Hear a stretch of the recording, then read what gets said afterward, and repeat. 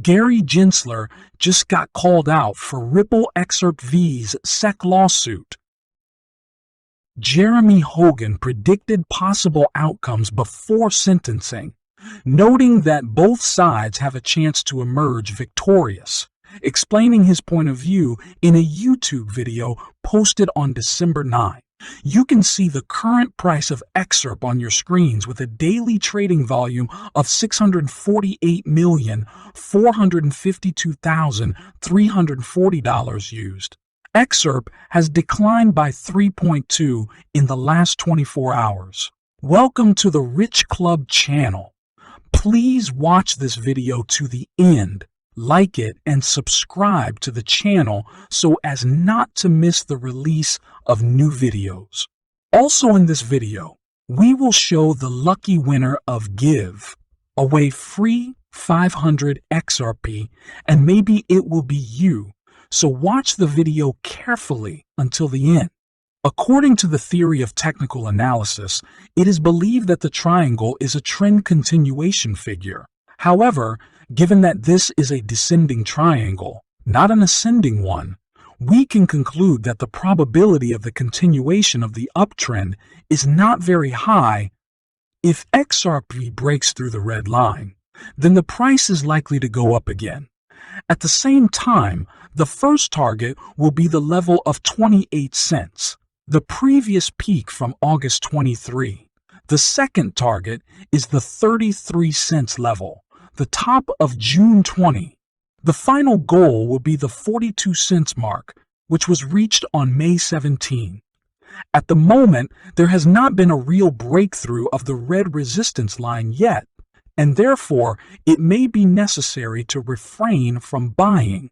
Only on a real breakdown of the resistance will the purchase transactions be justified. The Securities and Exchange Commission sent a statement to reporters early on December 13 at 2:10 a.m. Eastern Time to announce its charges against Sam Bankman-Fried. The time of sending the letter did not matter much, since such messages are usually sent between 6 and 9 in the morning. But it made sense if you are familiar with the motives of Gary Gensler, the chairman of the SEC, who is always on alert. This is just speculation, but the unusual timing of the email was probably an attempt to get ahead of the Justice Department, which announced the opening of criminal charges against Bankman-Fried on Tuesday morning. By submitting a complaint from his agency first, Gensler apparently hopes to receive thanks from the public on the day SBF goes to trial. Such behavior is the norm for Gensler, who in October took the unusual step of launching a video on Twitter to announce the SEC fine against Kim Kardashian, releasing it early Monday morning for maximum publicity. Kardashian's fine has been linked to a relatively minor crypto bust since June 2021, but it did involve a celebrity, so Gensler was more active than ever.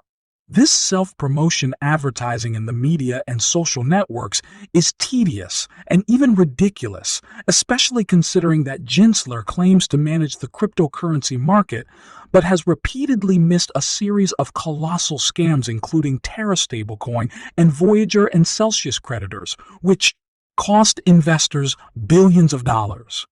And then there's FTX. The SEC complaint says Sam Bankman-Fried's cryptocurrency exchange has been a scam since its launch 3 years ago, which raises the question of why Gensler didn't notice it and warn people to stay away. As criticism of Gensler grows, the chairman of the Securities and Exchange Commission, who cares about the image, is retreating strongly. He has given interviews in publications such as the New York Times and Politico in an attempt to turn his incompetence into success. Member of the House of Representatives Tom Emmer, Republican from Minnesota, a member of the Republican Party leadership, said he would force Gensler to testify before Congress in 2023. A rapidly gaining popularity young Democrat from the Bronx, member of the House of Representatives Richie Torres, DNY, said he was also fed up with Gensler's antics. The principle of the SEC should be to protect investors, not to advertise a political appointee, Torres wrote in a public letter last week. The letter calls Gensler solely responsible for the OFF's disaster. Members of both parties are watching his game, but it's too early to discount Gensler. He has the support of influential Senator Elizabeth Warren, Massachusetts, and her progressive aides, as well as connections in high circles from his days at Goldman Sachs and as finance director of Hillary Clinton's presidential campaign. Nevertheless, it seems that it is only a matter of time before Gensler is removed and the White House appoints someone who will do the job he was supposed to do. Create a regulatory framework that, in the case of cryptocurrencies, will protect retail investors and allow good professionals to create innovative crypto and blockchain companies in the American market. The Securities and Exchange Commission, SEC, has just announced that it will be filing charges against 8 online influencers in connection with a $100 million securities fraud scheme. In this scheme, the defendants manipulated traded stocks by using the social media platforms like Twitter and Discord.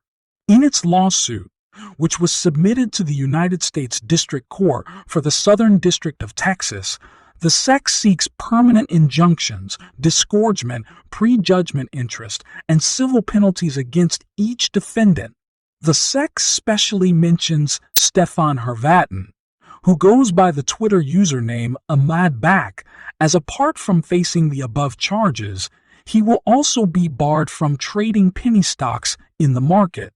According to the SEC's official announcement, 7 of the 8 defendants advertised themselves as accomplished traders and amassed hundreds and thousands of followers. On these 7 defendants are accused of buying specific stocks and encouraging their sizable social media following to purchase those stocks by publishing price objectives or making it known that they were buying, holding on to, or growing their stock positions in them. However, the complaint claims that as the share prices and our trading volumes increased in the securities they were promoting, the individuals regularly sold their shares without even disclosing their intentions to do so. Joseph Sansone, the chief of the SEC's Enforcement Division's Market Abuse Unit, officially states that, as our complaint states, the defendants used social media to amass a large following of novice investors and then took advantage of their followers by repeatedly feeding them a steady diet of their followers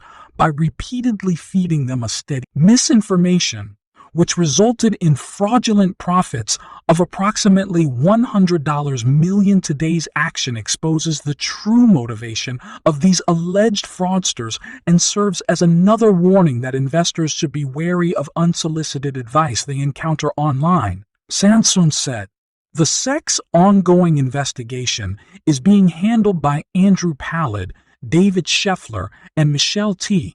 Perillo of the Market Abuse Unit, MALU.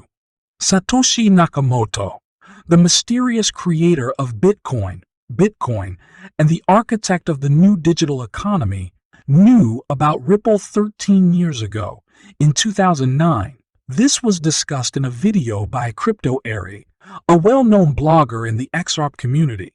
Someone thought I was crazy and asked, Yike comments, how in the world Satoshi could have talked about a pay-enge Ripple in 2009. Please research Ryan Fugger and Ripple Pay. This opinion was confirmed by Ripple's technical director, David Schwartz.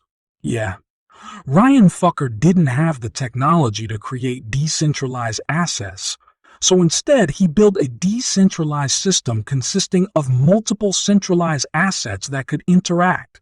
Ripple as a decentralized payment system was invented by Fugger back in 2004 and was called Ripple Pay. Over time, Fugger passed the concept on to Chris Larson and Jed McCaleb, but that's another story. According to Schwartz, Ryan Fugger at that time did not have the technology to create decentralized assets, so he built a peer peer-to-peer system consisting of interacting centralized assets. Thank you for watching this video to the end. If you liked it, then don't forget to like and subscribe to the channel so as not to miss the release of new videos.